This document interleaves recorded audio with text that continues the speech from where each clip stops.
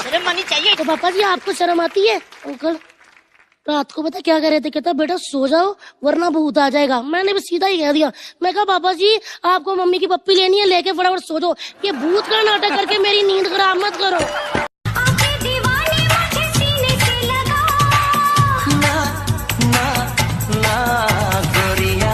चुराना मेरा जिया गोरी।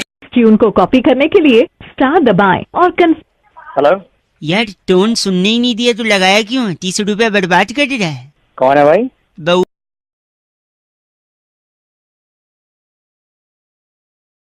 ये कौन है? ये मेरी मंगेतर है भाई। मंगेतर शादी करनी इधर जी। प्यार करते हो? हाँ जी। लव सच्चा इश्क कसमें ये दिखाकर की कर सकती है जो तुसी कहोगे। आओ बजा। इनको रुलाऊंगा मैं, इनको तकलीफ पहुंचेगी, मैं पहुंचाऊंगा तकलीफ इनको। इंसाफ का, ईमान का, रोशन पाकिस्तान का, ये देखो पूरा हुआ जो ख्वाब था कप्तान। ਨੂਰ ਕੀ ਕਰਦਾ ਤੂੰ? ਵੰਡੇ ਵੰਗੇ ਲੈਂਦੇ ਆ, ਤੂੰ ਲੈਣੇ ਆ?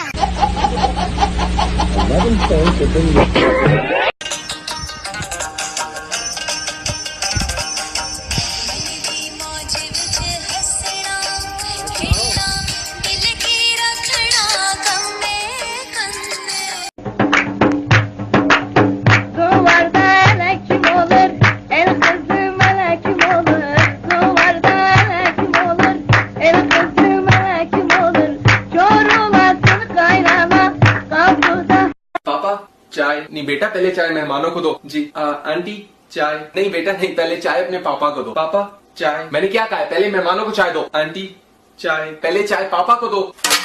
नहीं देनी मैंने किसी को चाय। आप लोग पहले जो है ना ड्रामा कर लो। आयो